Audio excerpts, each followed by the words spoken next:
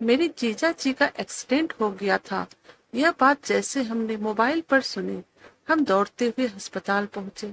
अस्पताल पहुंचने पर हमने देखा कि जीजा जी की सांसें थम चुकी थी। मेरी माँ तो रो रो कर बोल रही थी। माँ कह रही थी, अब मेरी बेटी का क्या होगा। केवल 25 साल की उम्र में मेरी बेटी विधवा हो चुकी है। भगवान क्यों किया आपने हमारे साथ। क्या आपको मेरी बेटी के ऊपर दया नहीं आई। उसके 3 साल के बेटे के ऊपर तो दया आनी चाहिए थी। दीदी भी वहां पर बैठी थी, लेकिन दीदी की आंखों से आंसू नहीं गिर रहे थे। मैं यह देखकर आश्चर्यचकित हो गई थी। माँ का तो रो रो कर बुरा हाल हो रहा था और दीदी बिना किसी चिंता के अपने 3 साल के बच्चे के साथ हंस खेल रही थी। जीजाजी को घर पर लाया गया और फिर उनका अंतिम संस्कार किया गया। गांव वाले लोग जब दीदी के घर पर आए तब दीदी उसके सामने रोने का नाटक करने लगी थी। यह हमें साफ दिख रहा था। जब गांव वाले लोग चले गए तब दीदी कमरे में जाकर जोर जोर से हंसने लगी। मैं समझ नहीं पा रही थी कि दीदी को आखिर मेरे मन सवाल पूछ रहे थे। आखिर में कौन औरत पति के मरते ही ऐसे हंसती है। एक और यह सवाल घूमने लगा, क्या दीदी की मानसिक हालत तो नहीं बिगड़ी जिससे दीदी ऐसा कर रही है। मैंने यह बात मम्मी को जाकर बताई।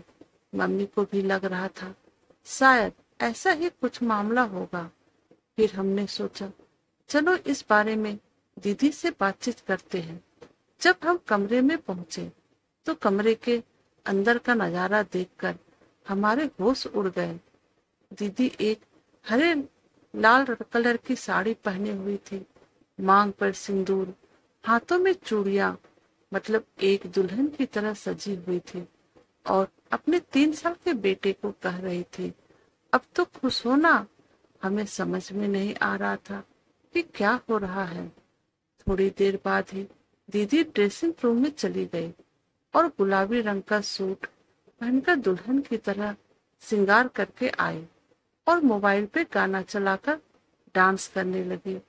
हमें सब चीजें देखकर हैरान थे। हम सोच रहे थे कि आखिर जीजा जी के मरे हुए 5 दिन हुए थे और दीदी का इस तरह का बर्ताव हमें हजम नहीं हो रहा था। हमने एक बार तो सोचा कि दीदी के सास ससुर से इस बारे में बात कर लेते हैं, लेकिन हमें लगा कि यह बात करना उचित नहीं होगा। क्या पता उन्हें ना मालूम हो। दीदी के बारे में सोच सोच कर हमारा दिमाग घूम रहा था, तो हम जाकर सो गए। अगले दिन हम जब उठे तो हमने देखा दीदी ने हमारे लिए गर्मा गर्म नाश्ता तैयार कर रखा था। नाश्ते के बाद दीदी ने बढ़िया सा भोजन बनाया।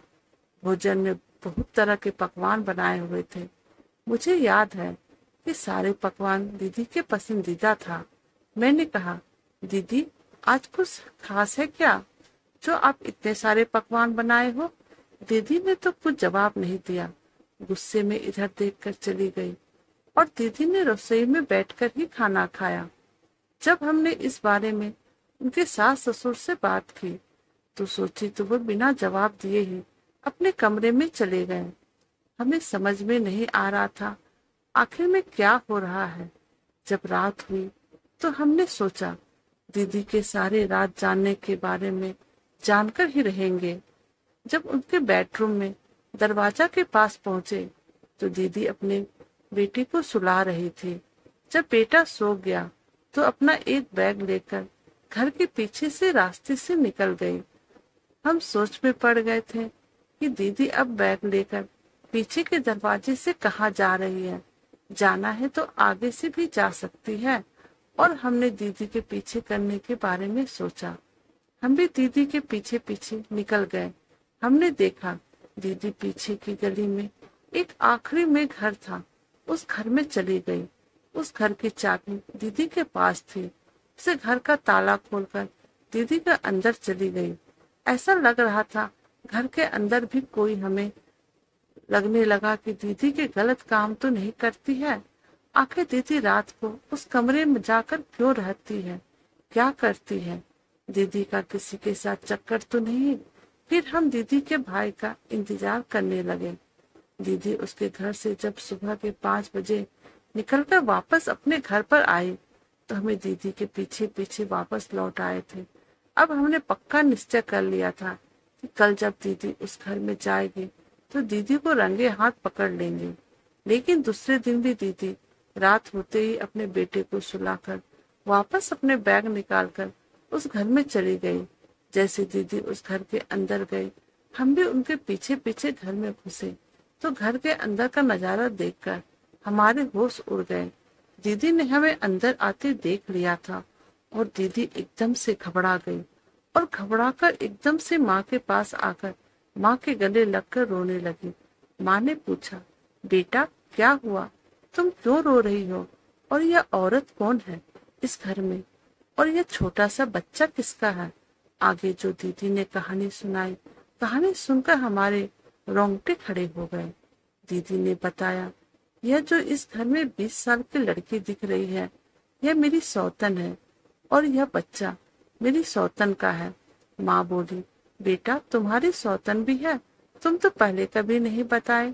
दामाद जी तो तुमसे बहुत प्रेम करते थे और ऐसे बिगड़ल इंसान थे नहीं तो फिर सौतन कैसे। आगे दीदी बोली, माँ से, आपका दामाद कोई शरीफ आदमी नहीं था, एक नंबर का बिगड़ल और निकम्मा इंसान था।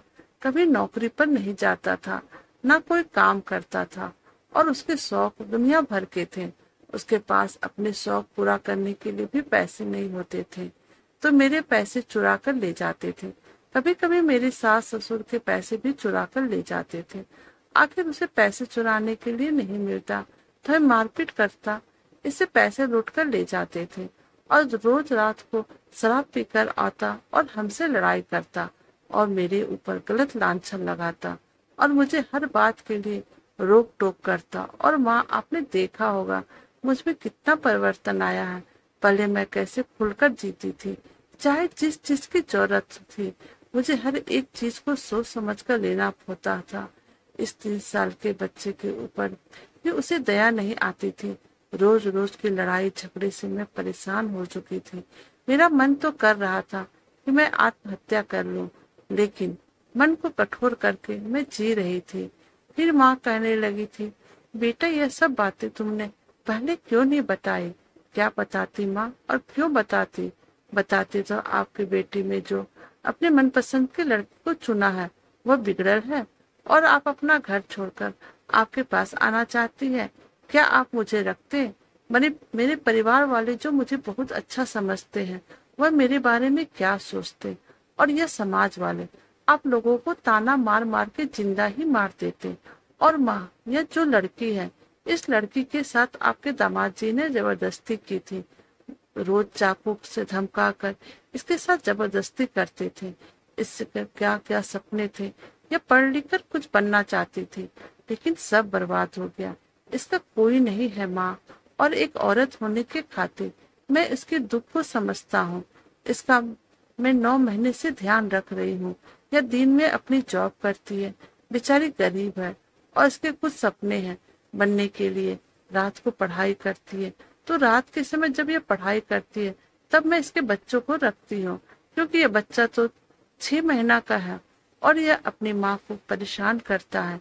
इसलिए मैं घर के पीछे के रास्ते से आई तक पता ना चले। और हाँ, यह बात किसी को मत बताना, क्योंकि गांव में कह रखा था कि अकेली है, इसलिए इसने बच्चे को गोद ले रखा है।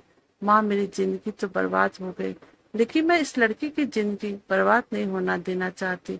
और आप कहते हैं ना कि आपका आदमी मर गया है और आप ऐसे ही श्रृंगार कर रही हो, पकवान बना रही हो, तो आपको बता दो, मैं उसके जीते जी मैंने ये सब छोड़ दिया था। अपने बारे में सोचना ही छोड़ दिया था, क्योंकि कभी अपने बारे में सोचती तो वह मेरे ऊपर लांछन लगाने डूबता, मुझे मारता मरता क्या नहीं करता। लेकिन अब मैं आजाद हूँ। माँ ने अपनी जिंदगी आजादी से जी है और मेरा पति मर गया, इस बात का मुझे कोई दुख नहीं है और मैं बहुत खुश हूँ। तो फिर ऐसा पति होने से, ऐसा बेटा होने से, ऐसा इंसान होने से नहीं होना अच्छा है। माँ ने कहा, मेरी बेटी खूब समझदार हो गई है। माँ ने माफी मांगी दीदी से और कहा, बेटा आज से मैं तेरे हर सुख और दुख में साथ रहूंगी, क्योंकि तू मेरी बेटी नहीं, मेरी जिम्मेदारी है। तो दोस्तों, आप हमें कमेंट करके बताइएगा आपको हमारी कहानी कैसी लगी, और प्लीज हमारे चैनल को लाइक और सब्सक्राइब कर दीजिएगा। Thank you.